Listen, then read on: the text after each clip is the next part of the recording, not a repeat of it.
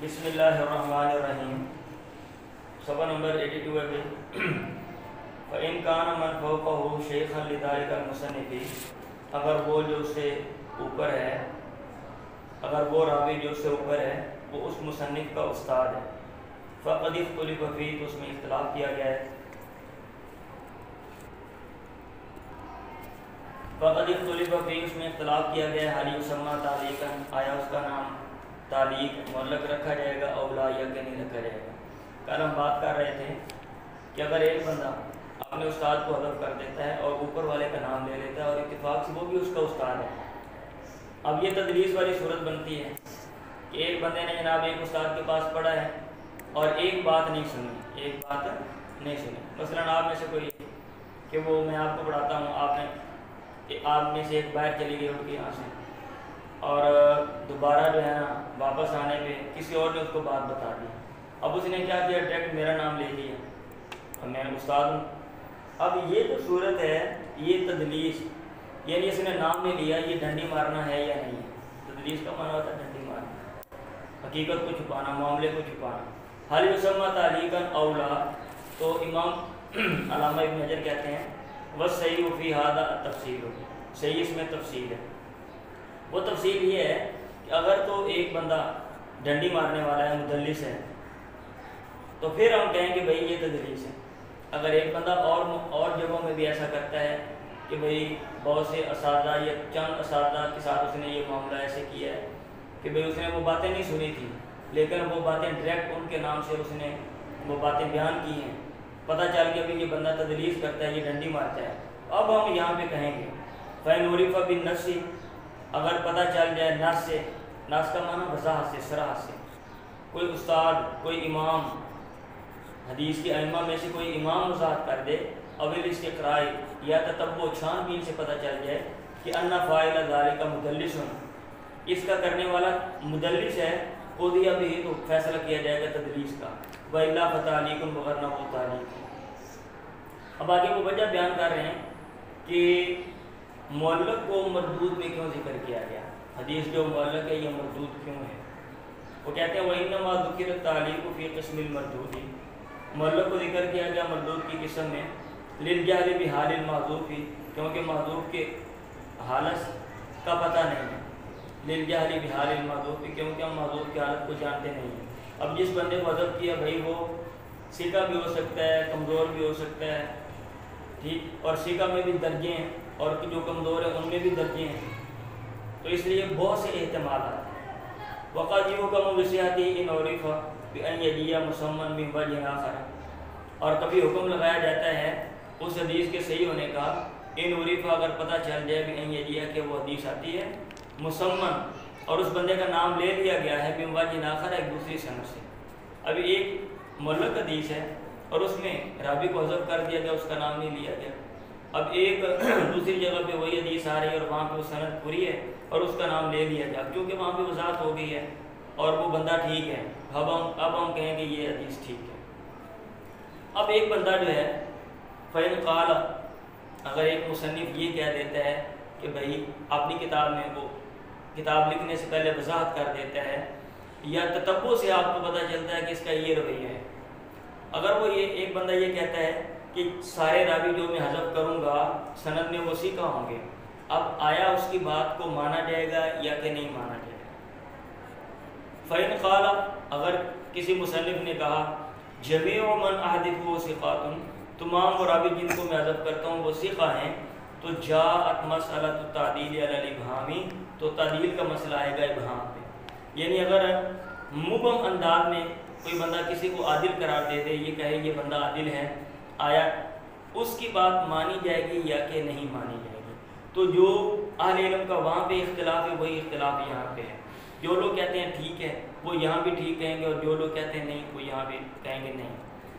وَإِنَّ الْجُمْهُورِ لَا يُقْبَلُ، جمہور کے نزدیک یہ والی جو صورت ہے اوپر والی، اگر ایک بندہ کہہ دیتا ہے، ایک مصنف کہہ دیتا ہے کہ تمام جو راوی میں حذف کرتا ہوں وہی وہ ثقہ ہے، لا يقبل، جمہور کے نزدیک لا يقبل، اس کو قبول نہیں کیا جائے گا حتیٰ یسمى، یہاں تک اس کا نام لیا جائے. سمجھ آ رہی ہے؟ اکثریت کا یہی رجحان ہے، اکثریت کا یہی میلان ہے کہ جب تک وہ نام نہ لے ہم ایسے بات نہیں مانیں گے. ہو سکتا ہے وہ اس کے نزدیک سیکھا ہو.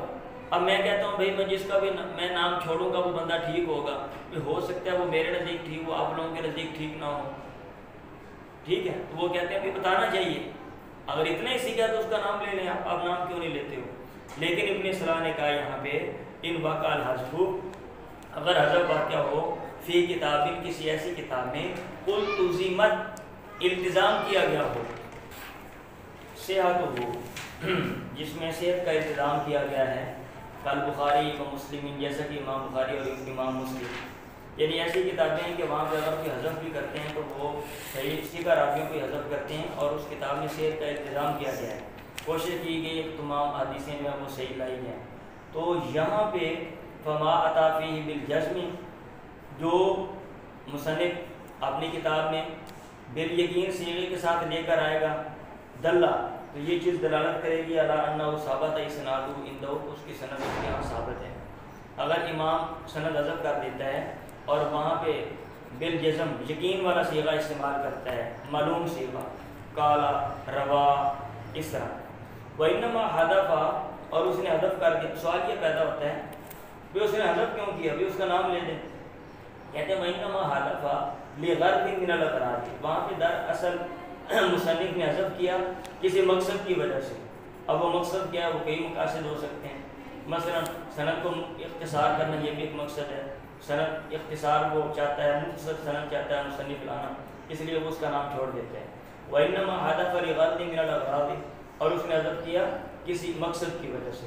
وما اتا فیہ بغیر الجزم، اور جو وہ اس میں غیر جزم کے صیغے کے ساتھ، یقین کے غیر کے صیغے کے ساتھ، یعنی صیغہ تمریض کے ساتھ جو اس میں لے کے آیا ہے، مجہول کا جو صیغہ ہے، اس نے کہا رویہ بیان کیا گیا ہے، قیلا کہا گیا ہے، یقال کہا جاتا ہے، ففیہ مقال، تو اس میں مطلب ہے نا کیا کہتے ہیں اس میں نظر کی گنجائش ہے، ففی مقال اس میں کلام ہے، یعنی اس میں غور و فکر کی ضرورت ہے، یعنی اس کی بات کو لیں گے یا نہیں لیں گے. وقت اوضحت امثلۃ ذلک فی النقط علی ابن الصلاح، اور میں نے اس کی مثالوں کی وضاحت کر دی ہے نقط علی ابن الصلاح، یعنی نقط اپنی کتاب میں جو ابن صلاح کے اوپر میں نے یہ کتاب لکھی ہے. وہ ثانی دوسری قسم، چلیے سمجھ آ گئی ہے. ابھی تک یہاں ہم نے کون سی قسم پڑھی ہے؟ معلق. آپ کو میں نے کہا تھا اگر انقطاع ہو اور انقطاع واضح ہو تو چار قسم ہوتی ہیں. پہلی قسم معلق ہے، دوسری مرسل ہے، تیسری معضل، چوتھی منقطع ہے. ابھی تک آپ نے کون سی پڑھی ہے؟ معلق کی بات پڑھی. اب ہم کدھر چلیں گے؟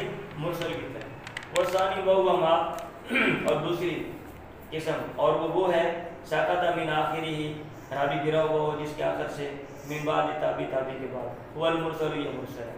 اور اس کی صورت یہ ہے ان یقول تابعی بولے سواء کان کبیرا او صغیرا، خواہ وہ صغیر تابعی ہو یا کبیر تابعی ہو، جو بھی.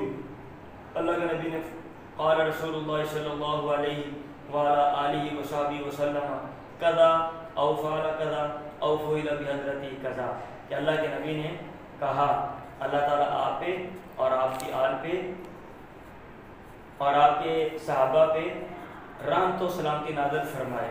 کیا کہا؟ کذا، یوں کہا، او فعل کذا، یہ آپ نے یوں کیا، او فعل بحضرتی کذا، یہ آپ کے سامنے یوں کیا گیا، او نحو ذالک، کا یہ اس طرح کے لفظ. تو یہ جو ہے یہ مرسل ہے. اب اس نے صحابی کا نام نہیں لیا، ہے تابعی، وہ اللہ کے نبی کو اس نے دیکھا نہیں، لقاء ملاقات نہیں، تو ہے وہ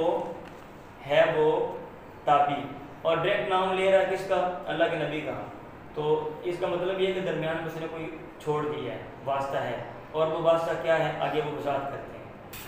اب آگے وہ وجہ بیان کر رہے ہیں کہ مرسل جو ہے اس کو مردود میں کیوں ذکر کیا.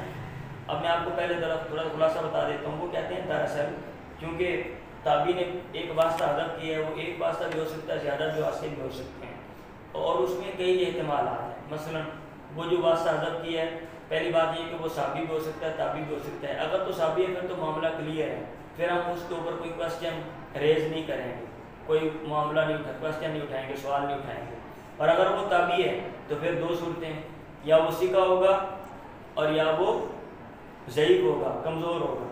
اگر وہ سیکھا ہے پھر تو ٹھیک ہے، اور اگر وہ کمزور ہے تو اور پھر معاملہ خراب ہے، پھر اس کی بات کو نہیں لیا جا سکتا۔ پھر آگے پھر احتمال ہے کہ وہ جو تابعی ہے اس نے وہ بات صحابی سے سنی ہو یا تابعی سے سنی ہو، ٹھیک ہے۔ تو اگر تو عقلاً دیکھیں تو یہ سلسلہ تو نہ ختم ہونے والا ہے۔ اگر آپ عقلاً دیکھیں تو بھئی احتمالات یہ تو چلتے رہیں گے، اور اگر آپ جو ہے وہ کتابوں کا تتبع کریں، چھان بین کریں، کبھی کہاں تک ایسی صورتیں پائی گئی ہیں، کبھی ایک بندے نے حذف کر دیا اور بعد میں جب تحقیق کی تو پتہ چلا اتنے واسطے اس نے حذف کر دیے ہیں۔ تو کہتے ہیں تتبع سے جو ہے نا وہ 6-7 تک ایسے بھی روایات ملی ہیں کہ ایک جو تابعی ہے وہ بندے وہ اس نے حذف کیا وہاں پہ، اور جب انویسٹیگیشن کی گئی پتہ چلا کہ اس نے فلاں سے اور اس نے فلاں سے اور اس نے فلاں سے، اور وہ سارے کے سارے کیا تھے، وہ تابعی تھے۔ تو یہ 6-7 تک مطلب ہے نا یہ احتمال جو ہے یہ پہنچتا ہے، یعنی 6-7 واسطے درمیان میں حذف ہو جاتے ہیں۔ بس اوقات ایسی صورتیں بھی ہیں جو ابھی میں نے بات کی ہے نا، اس کو وہ آگے والے پیج میں وہ بیان کر رہے ہیں۔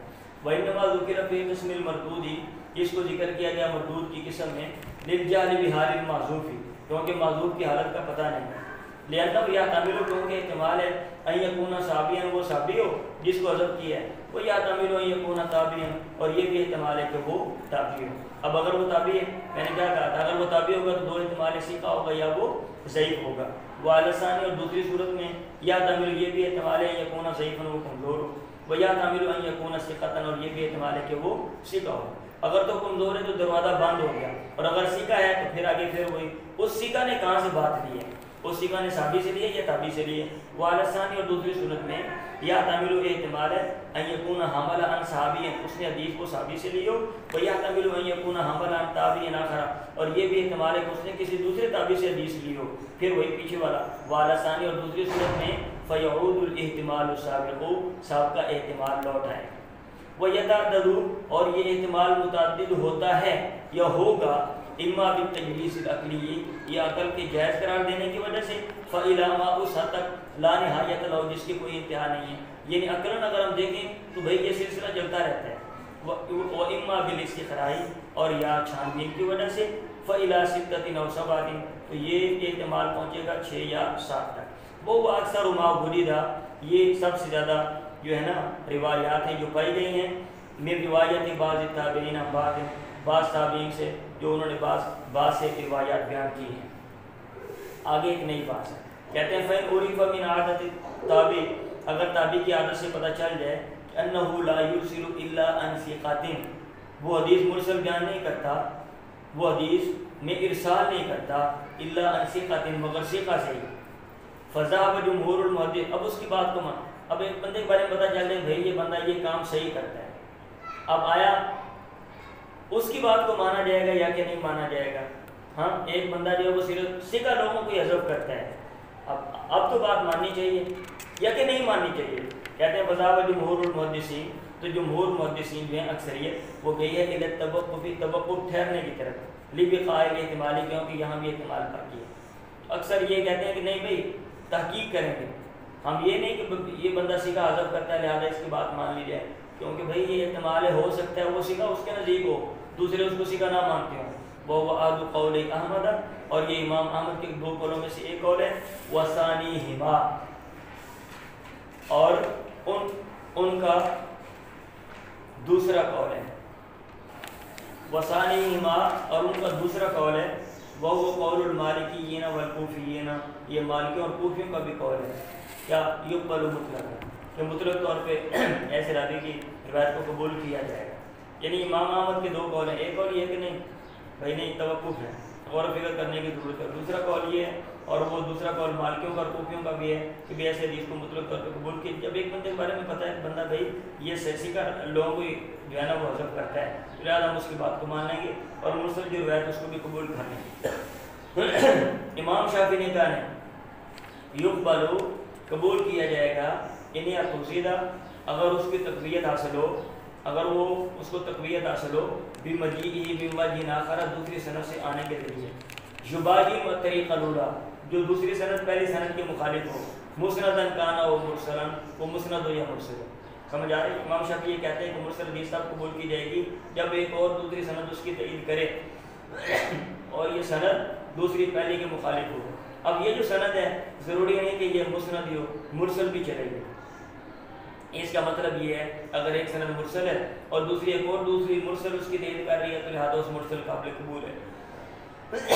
یترجح احتمال کون المحذوف ثقۃ فی نفس الامر، تاکہ راجح ہو جائے محذوف کا ثقہ ہونا حقیقت میں، محذوف کے ثقہ ہونے کا احتمال فی نفس الامر حقیقت میں، یعنی جس کو ذکر کیا گیا وہ ثقہ ہے، جو بات اس نے بیان کی ہے وہ ایک اور دوسری سند سے بھی آ رہی ہے، جب یہ پتہ چل گیا تو ہم اس بات کو لے لیں گے۔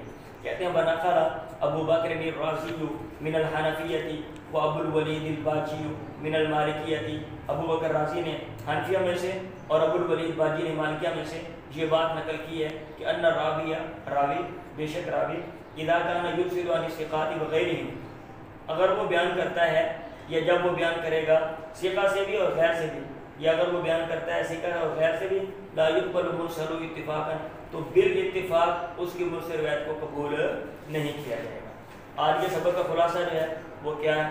سب سے پہلے ہم نے یہ پڑھا کہ ایک بندہ اپنے استاد کی طرف چیز نسبت کر دیتا ہے، استاد کو ادب کر دیتا ہے اور اتفاق سے وہ بھی استاد ہے، آیا اس کی بات مانی جائے گی یا نہیں؟ آیا اس کو معلق کہیں گے یا کہ مدلس؟ اس کے بارے میں تفصیل آپ نے پڑھی۔